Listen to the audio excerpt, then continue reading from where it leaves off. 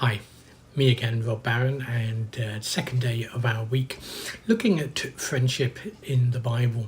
And we're looking today at the first book of Samuel, and we're in chapter 18, verse 1 to 4. And here we see some descriptions of the friendship between David and Jonathan. Now, I know that I have heard some very misguided people look at their relationship and make out that there was something other than pure friendship in there, and there really isn't. There really isn't. What they do have is what we might call today BFF, best friends forever. Now, I don't know whether you've got a best friend, but I have a couple of good friends, and I would describe him as family to me. Him and her, actually, as a husband and wife. And I would say they're like family to me. I love them like a brother and sister. It's a pure love that we have.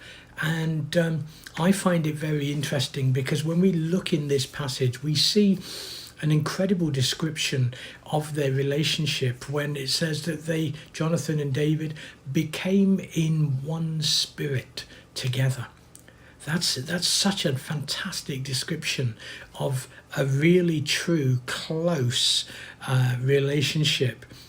That relationship also involves great trust. And we see that because we see David handing his tunic Jonathan handing his tunic to David, and including his sword and his bow, as well as his belt. And those, of course, are a sign of trust, because those are your weapons. And you're saying, I lay down my weapons because I don't need them against you. You're not an enemy, and you never will be. That's a really good, positive way to look at their relationship. It says that Jonathan loved David as he loved himself. And you know how we often talk about the Old Testament being like a shadow or a foretelling of the New Testament. And here we have something wonderful, because David was loved as he loved himself. I'm sure he loved Jonathan as he loved himself. And isn't that actually a simple looking at the second of the great commandments? When when it is said, Jesus says these in Matthew, of course, he's repeating them from the Old Testament, but it says the second great commandment after love the Lord your God with all your heart and soul and mind and strength is to love everyone else as yourself. Love others as you love yourself. I don't want any harm to come to me. I want only good things for me. I want the best for me.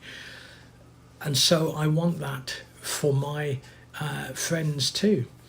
The Bible, of course, takes it wider and says to all of your neighbours, all those who are around you. Here we see that closeness in the relationship between Jonathan and David.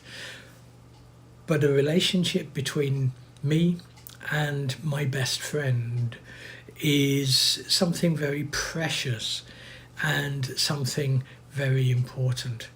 But even more is the relationship that I have with Jesus Christ, my Lord and Saviour, that I would love him with all my heart and soul and mind and strength. Love him as I would love myself. Is the challenge. But isn't it a great one? God bless. See you tomorrow.